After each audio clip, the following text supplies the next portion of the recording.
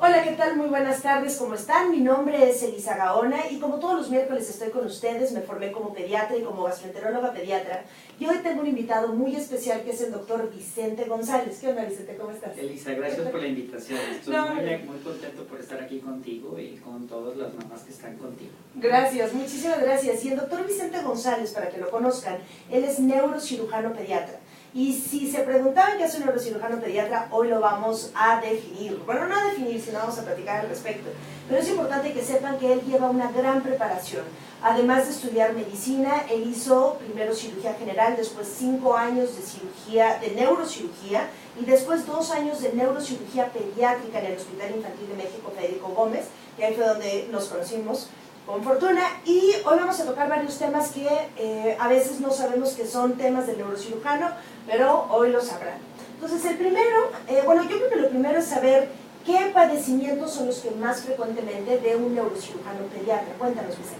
Bueno, mira, a los niños se caen, tienen traumatismos. Los niños tienen deformidades del cráneo por el crecimiento, el rápido crecimiento, desarrollan tumores cerebrales y pueden tener malformaciones al nacimiento. Entonces, estos 4 ámbitos de la neurocirugía es donde más trabajo, donde más pacientes tenemos, donde más dedicamos nuestras actividades. Ok, perfecto. Y me gustaría mucho que nos hablaras de la famosísima fontanela o mollera, que muchos la conocen así, que a tantos papás les intriga. Y veo que trajiste tu cráneo muy hermoso. Explícanos, por favor, cómo funciona distinto el cráneo de un niño con el cráneo de un adulto. Sí, mira, Elisa, la naturaleza es muy sabia y detectó que lo más grande para cuando nacemos, cuando pasamos por el canal de parto, es el cráneo. Entonces la naturaleza nos dotó de huesos del cráneo que son móviles y cuando nacemos, lo que ves aquí como suturas, lo llamamos nosotros las suturas, cuando nacemos están separadas, son articuladas. Entonces estas son las suturas, están articuladas, de manera que cuando es posible que pasemos por el canal de parto, no nos atoremos y no corra peligro ni la madre ni el producto. Perfecto, ni el de quedarse atorados. La fontanela es la unión de las suturas coronales y sagitales, es lo que nosotros conocemos como la mollera. Perfecto. A las mamás les preocupa mucho la mollera porque la tocamos, la sentimos y tenemos miedo de cuando se cierra. Normalmente la mollera se cierra entre los 6 meses y el año y medio. ¿Y qué pasa si, o sea, por ejemplo, si se cierra antes o se cierra después? ¿Eso es un problema? Fíjate que normalmente no es ningún problema, porque como toda la naturaleza, hay personas que son más precoces y otras que son más tardías. Entonces puede ser perfectamente normal que una fontanela se cierre a los 3 meses o a los 4 meses, o que continúe abierta después del año y medio. En términos generales no representa ninguna enfermedad, pero sí probablemente justifique una valoración por algún especialista. Ok, y de ahí la pregunta sería, bueno, antes de desviarnos al cierre de las suturas, que fue la que nos enseñaste, la pregunta que siempre se hacen las mamás es, ¿puedo tocar la fontanela? ¿Qué hay eso de que se hunda? Y de todos estos remedios que a veces me parecen un poquito peligrosos para el bebé, de quererles deshundir la fontanela. ¿Qué nos puedes decir al respecto? Bueno, la verdad es de que la fontanela no se hunde, no le pasa nada. La naturaleza, como les comentaba, es muy sabia. Y no es necesario ni soplarles la boca, ni por colgarlos de cabeza, ni empujarles el paladar con el dedo para que la fontanela se hunde. La verdad es de que no requiere ningún cuidado especial, ni hay que estarla manipulando. Ni de estarla tocando. Tampoco. Ok, y aquí también como parte de pediatría, no quiero que, porque eso también me preguntan muchas veces los padres, de que se asustan porque la fontanela se hunde un poco y creemos que está deshidratado. Es importante saber que el hundimiento de la fontanela es parte de otros signos más importantes, como que la boca esté seca o que no esté orinando bien o que el niño esté como decaído, más que una fontanela hundida. Las fontanelas no están fijas todo el tiempo, a veces se hunden un poco, a veces sobresalen tantito, y eso no nos habla de que haya algo malo. Lo que siempre tenemos que observar es el estado general del niño. Por ejemplo, una fontanela abombada sí nos podría hablar de una meningitis, pero tendríamos que ver el cuadro completo, que el niño tenga fiebre, que el niño esté decaído, y entonces sí llevarlo a revisión con su pediatra. Lo mismo para la deshidratación.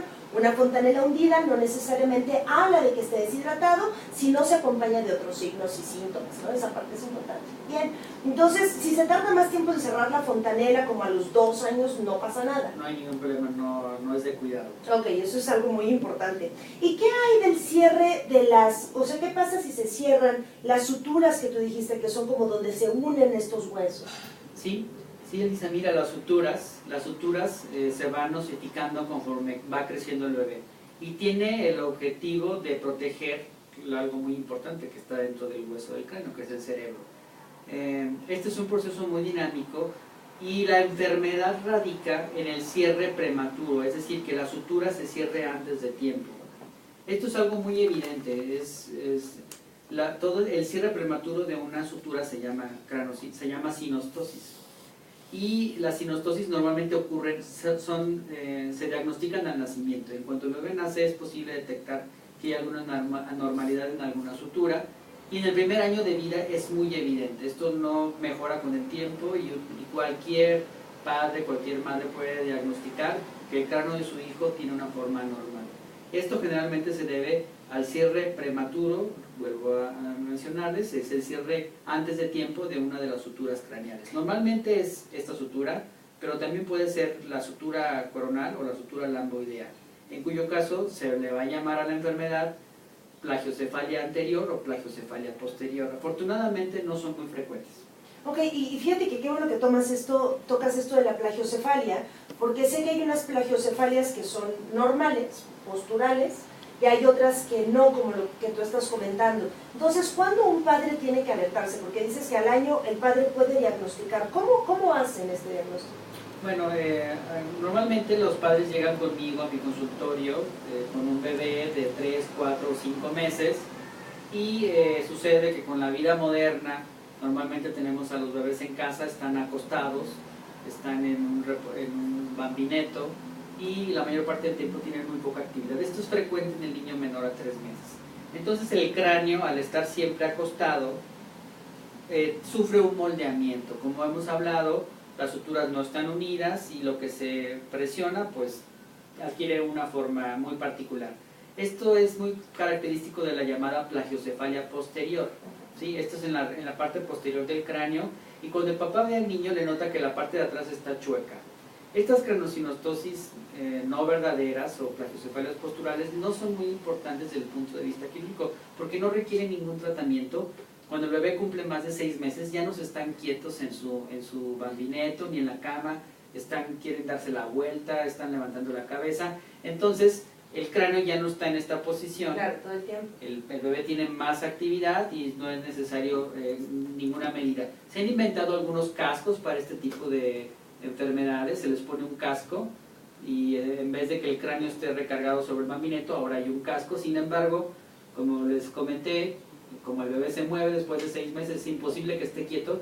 Ni que aguante el casco. Ni que aguante el casco. Claro, ¿no? entonces podemos decir que los cascos no están indicados para esto. No tienen alguna indicación, simplemente sirven para que un padre se cure en salud, pero haga lo que el padre haga lo que haga, ese cráneo se va a moldear conforme pasa el tiempo. Claro, y después, bueno, nos crece el cabello y lo ocultamos. Pero y entonces estas otras craneosinostosis que sí son muy raras, pero que sí tenemos que ir a buscarte o buscar a un neurocirujano pediatra, ¿cómo se identifican, cómo se notan o cómo las puede percibir un padre? El padre los puede diagnosticar, en primer lugar porque tienen unas formas muy características, no hay otras formas. Es un cráneo alargado o es un cráneo aplastado. Y cuando el padre toca el cráneo, es posible que la sutura la toque y como un tope de una calle. La sutura cierra de más y es posible palpar un tope, un aumento en el espesor del cráneo, palpado como un tope en el hueso. ¿Sí? Como una protuberancia. Como una protuberancia, exactamente, Lisa. Okay. Y entonces es en esos casos en los que vale la pena buscar una valoración por un neurocirujano pediatra. Sí, es una valoración, todo parte de la pediatría, el estudio del desarrollo neurológico, el perímetro cefálico y una valoración neuroquirúrgica por una forma característica de un cráneo. Ok, pero afortunadamente son los menos frecuentes. Son los menos frecuentes y en el peor de los escenarios es una enfermedad que tiene solución. Okay. Actualmente la Escuela Mexicana de Cirugía Craneofacial es muy eficiente y se resuelve con una cirugía, con un procedimiento quirúrgico. Ah, excelente, eso es muy bueno saber. Sí. Súper bien. ¿Y qué nos hablas, por ejemplo, ahorita que tratamos lo de los cascos, el concepto que tienen también muchos papás de ponerle cascos a sus hijos para que cuando aprendan a caminar no se peguen la cabeza? ¿Qué tan malo es que se golpeen en la cabeza, o como tú dices, la naturaleza es sabia y hace que la cabeza sea resistente ante ciertos golpes? ¿Y qué hay de eso? ¿Qué nos puedes decir de eso? Bueno, actualmente, los bebés se empiezan gateando. El gateo es una actividad neuromuscular muy intensa, muy importante para el bebé, y obviamente cuando empiezan a ponerse en pie y a dar sus primeros pasos, los bebés tienden a caerse. Normalmente no caen de cabeza, caen en sus brazos o en sus piernas. Las caídas de su propia altura no tienen la menor importancia, son aquellas caídas de las escaleras, 3 o 4 escalones, o las caídas de la azotea, o las caídas de la hamaca, que son muy frecuentes. ¿De la cama también? Las caídas de la cama también pueden ser muy peligrosas, por supuesto. 30 centímetros para un bebé es un piso para un adulto. Entonces, este tipo de caídas son las que nos deben de llamar la atención. Pero las caídas al hacer su vida habitual para un bebé de 1 año, como pararse y caerse de sentón y pegarse en el borde de la cama, no tienen la menor importancia. ¿Qué es lo que tiene uno que vigilar? Pues tiene uno que vigilar el chipote, por supuesto, y algunos datos de alarma que les llamamos, que estos son el rechazo a los alimentos, el vómito y la irritabilidad que no se consuela, el llanto que no se consuela y el vómito en un bebé que ha sufrido una caída o un golpe. Son medidas de alarma que nos obligan a mandar a un bebé a una exploración. Sí. Claro, por supuesto, y a una exploración. Y también otro, bueno, es obviamente la pérdida del estado de alerta, ¿no? Por supuesto, sí.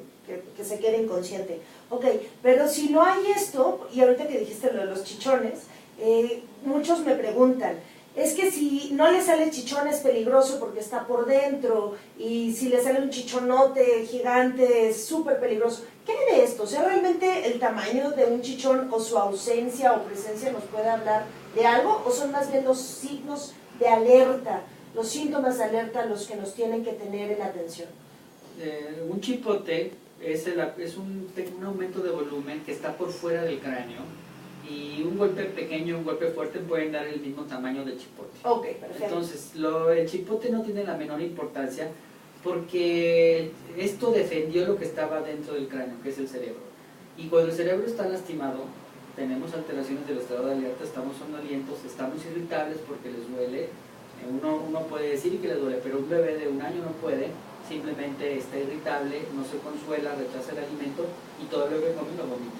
Claro, y es ahí entonces cuando tenemos que llevarlo a buscar atención médica. Y de hecho, si quieren, 2 datos importantes también es, si el niño se cayó, se pegó en la cabeza, lloró, muchas veces después de esto les da sueño. Entonces, no pasa nada que lo dejen dormir, lo pueden dejar dormir, solo se sugiere a lo mejor despertarlo a los 15, 20 minutos para ver que despierte bien.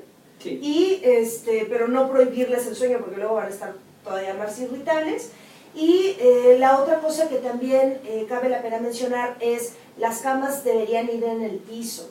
O sea, no, por ejemplo, si dormimos con nuestro hijo, es muy frecuente que nos quedemos dormidos, o aunque le pongamos barreras con almohadas, que el niño salte esas barreras y entonces ocasionemos un accidente. Se pueden pegar, obviamente, contra el suelo o contra burós. Entonces, yo sugiero la cama al piso, incluso, no sé tú, pero ya hasta cierta edad, muy fan de las cunas con barrotes altos, porque lo que me ha pasado, y no sé si a ti te ha pasado, es que luego se dan como el salto del tigre de la cuna y acaba siendo más riesgoso. Entonces del piso no pasa. Entonces a veces una cama en el piso con todas las medidas de seguridad en el cuarto me parece que es mejor opción. Y cuidar las escaleras, por favor, toda escalera tiene que tener su puerta, su barrera de protección. Y obviamente los datos de alarma que ya nos comentaste que me parecen muy importantes. Y aquí me surge a mí una duda, y si hubiese, o sea, ya llegamos al hospital porque hubo un dato de alarma, ¿se toma radiografía o tomografía? Pues nos da más información una tomografía, con un poco. El problema con las radiografías y la tomografía son que dan cierta cantidad de radiación. Okay. En radiación sobre un ser humano, en un evento que lo justifica, por ejemplo una caída de una escalera, pues entonces da más información una tomografía simple de cráneo, porque en un segundo podemos diagnosticar lesiones cerebrales o coágulos que ponen en peligro la vida. Entonces, la sugerencia es de inicio una tomografía simple. Claro, pero si fue una caída, incluso que a lo mejor se cayó de la cama, pero el niño está perfecto, se consoló, no está irritable, no tiene ningún dato de alarma, nos podemos ahorrar todo, nada más vigilarlo. Sí, así es. Sí, perfecto. Ok, y cuéntanos también, nos estábamos comentando un poco acerca de la, ¿cómo estás?, de la hidrocefalia. La hidrocefalia, bueno, el ser humano, la forma en la que se evoluciona el cerebro del ser humano tiene muchas características difíciles de explicar en una sesión tan corta, pero sucede que el líquido cerebral envuelve al cerebro y hace que éste esté flotando. Hay muchas enfermedades que afectan este líquido cefalorraquídeo, así se llama, y que pueden causar hidrocefalia. La verdad es de que en más de 50 años solamente tenemos dos alternativas de tratamiento. Una es colocando una válvula de derivación ventriculoperitoneal y la otra es haciendo un procedimiento endoscópico, que ambos procedimientos son efectivos, tienen sus indicaciones y tienen su mayor o menor posibilidad de éxito. Ok, y hace una mamá una pregunta, dice: buen día, mi hijo tiene discapacidad múltiple grave, ha tenido 6 cambios de válvula peritoneal en sus 4 años de vida por la hidrocefalia y tiene varios problemas que nos menciona, y nos pregunta: ¿qué opinan de los tratamientos con células madre, los cuales prometen regenerar neuronas, tejidos e incluso órganos? Pues de momento con las células madre y el desarrollo neurológico, la verdad es de que no hay ninguna información relevante, todo es estudio experimental y no hay mayor beneficio de utilizar células madre. Los máximos beneficios para un paciente, para un bebé como el que usted nos platica, probablemente sean lo que usted ha hecho como mamá, estar al pendiente de su hijo, la rehabilitación, la estimulación, el manejo de hidrocefalia con cirugías endoscópicas, por ejemplo, o la liberación de ligamentos o tendones por algunos procedimientos muy específicos que buscan disminuir el tono muscular para que el bebé tenga mayor movilidad. Más como rehabilitación, sí, que con estas curas milagro que ahorita todavía están muy en proceso de estudio, sí, ¿no? Y que no pueden prometer tanta cosa. Ok, Vicente, déjame ver nada más si tenemos algún comentario que nos estén haciendo en el momento. Ay, tenemos aquí mucho. Dice, vamos a ver. Ok, dice Nina: mi bebé de 10 meses se cayó de la cama, pero no tuvo ningún síntoma. Es más, su llanto fue mínimo, pero a las horas apareció un megachichón, por lo cual lo llevamos al hospital y resultó con fractura lineal desde la sien hasta atrás y con un derrame interno pequeño, que afortunadamente se le reabsorbió. Eso fue hace 2 meses y está bien.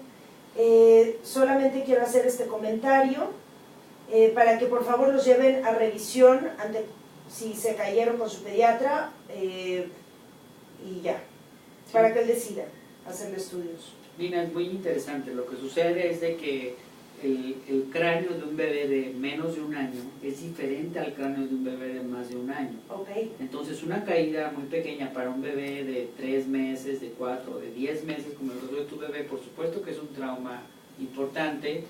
Seguramente a su hijo le hicieron una tomografía de cráneo, detectaron una fractura lineal que cierran solas, no requiere ningún tratamiento, y pudo haber tenido un pequeño coágulo cerebral que sí es muy pequeño, puede desaparecer sin ninguna indicación de ningún manejo quirúrgico. Puede ser simplemente con tratamiento médico. Ok, perfecto. Entonces, pero bueno, aquí yo creo que también la recomendación es, lo primero y más importante es ser prevenidos, prevenir, evitar que suceda. Y si sucede, siempre valorar que no haya los datos de alarma. Y ante la duda, siempre llevarlo a revisión. Así es. ¿No? Entonces, no quedarse nunca con la duda.